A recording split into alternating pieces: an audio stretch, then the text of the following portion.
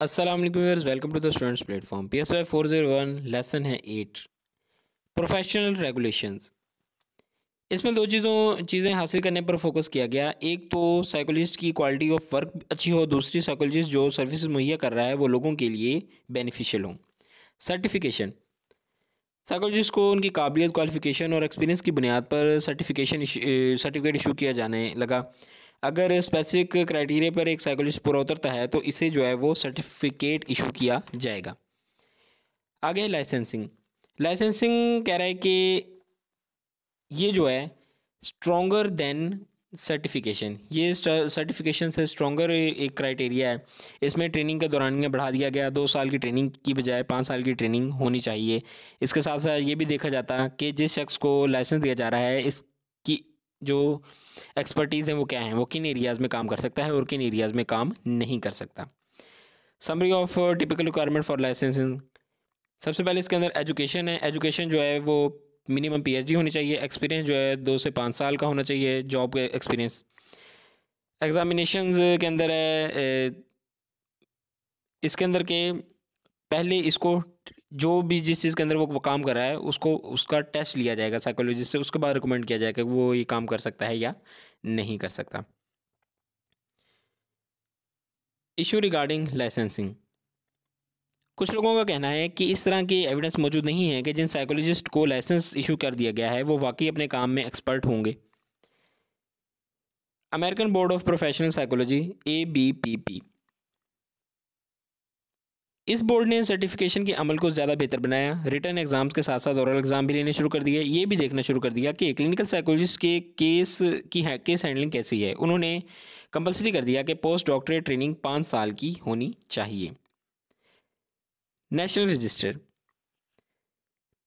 1975 में अमेरिका में एक रजिस्टर बनाया गया जिसमें तमाम सर्विस प्रोवाइडर जो थे, साइकोलॉजिस्ट आप समझ लें जो थे, के बारे में डिटेल लिखी गई। प्रोफेशनल्स का नाम, इनकी ट्रेनिंग, क्वालिफिकेशन, एक्सपर्टीज़ के बारे में लिखा जाता है। इसमें रजिस्टर होने के लिए साइकोलॉजिस्ट को कुछ फ़ीस अदा करनी पड़ती थी। Issue of managed health care.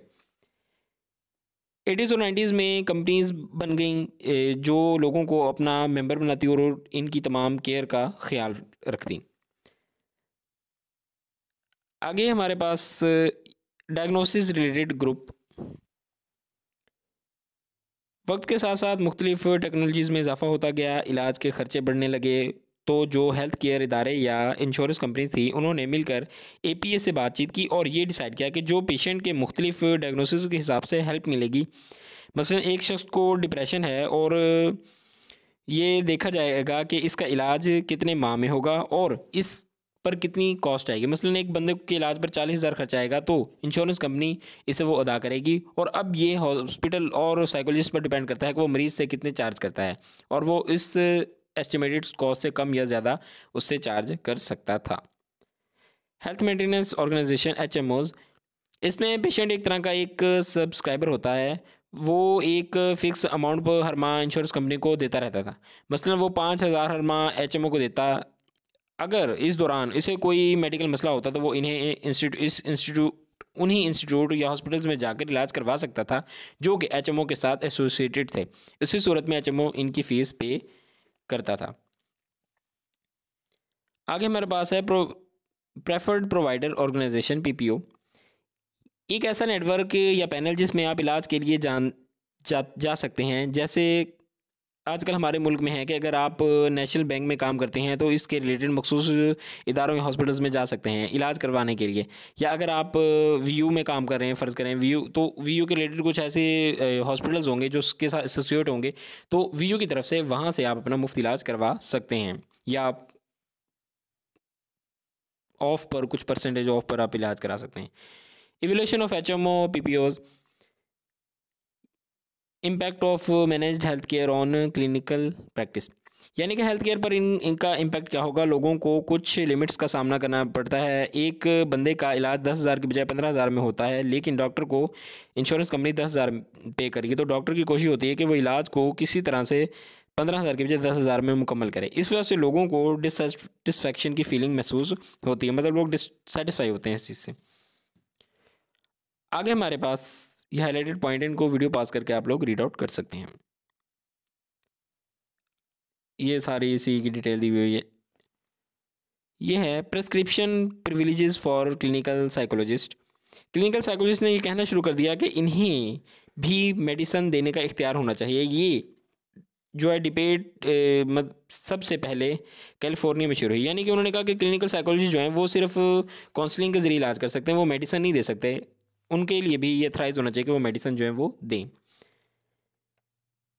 आगे ये ऑपोजिशन फ्रॉम अदर प्रोफेशन, दूसरे प्रोफेशन ने इनके ऑपोजिशन की। उन्होंने कहा कि भाई वो इस बात को उन्होंने इस बात के साथ वो एग्री नहीं हुए। बाकी ये सारे इसकी डिटेल है, बैकग्राउंड जो ऐसा जितना इंपॉर्टेंट नहीं है। प्रॉन्स एंड कॉन्स, फ़वाइद और नुकसान देखें। फ़ायदे, इसका एक फ़ायदा ये है कि ट्रीटमेंट बहुत वसी हो जाएगी अगर ऐसा करना शुरू कर दिया जाए। वो जो है वो मेडिसन भी देना शुरू कर दें साइकोलॉजिस्ट जो हैं, ज़्यादा एरियाज़ कवर हो जाएंगे, ज़्यादा जगहों पर साइकोलॉजिस्ट चले जाएंगे और इनको ये इंसेंटिव होगा कि वो थेरापी के साथ साथ अद्वियात भी दे सकते होंगे। इसकी वजह से मार्केट में कंपटीशन पैदा हो जाता है, इसलिए बंदा बेहतर से बेहतर सर्विस जो है प्रोवाइड कर सकता है। ये इसके फ़ायदे हैं। और नुकसानात कौन क्या हैं कि इससे साइकोथेरापी पर जो फोकस है वो शिफ्ट हो जाएगा। इससे साइकाइट्रिस्ट और साइकोलॉजिस्ट के आपस में कंपटीशन की एक फ़िज़ा पैदा हो जाएगी जो कि नुकसानदेह होगी। मेडिकल स्टाफ प्रिविलेजेस, इख्तियारात कहते हैं प्रिविलेज को। एक साइकोलॉजिस्ट अपनी मर्ज़ी से अपने किसी पेशेंट को हॉस्पिटल में एडमिट नहीं कर सकता, इसलिए इसके लिए किसी न किसी साइकाइट्रिस्ट या फिजिशियन की इन्वॉल्वमेंट ज़रूरी है। इश्यूज़ इन प्राइवेट प्रैक्टिस, पिछले 30 सालों में बहुत ज़्यादा जो है कह रहा है कि 30 सालों में साइकोलॉजिस्ट की प्राइवेट प्रैक्टिस बहुत ज़्यादा बढ़ गई है। वो अपने प्राइवेट क्लिनिक्स पर बहुत ज़्यादा काम करने लग गए हैं। 1973 से लेकर अब तक 47% इसमें इजाफा हुआ है। ये एक हेल्दी ट्रेंड है, फ़ायदेमंद है। रिसेंट ट्रेंड्स, कंक्लूजन ओवरऑल बताया हुआ कि हमने पूरे लेसन में क्या डिस्कस किया है। व्यूअर्स, ये था हमारा लेसन PSY 401 का क्लिनिकल साइकोलॉजी का। I hope I made it clear. मिलते हैं जल्दी नेक्स्ट लेसन के साथ। टिल देन टेक केयर, अल्लाह हाफिज़।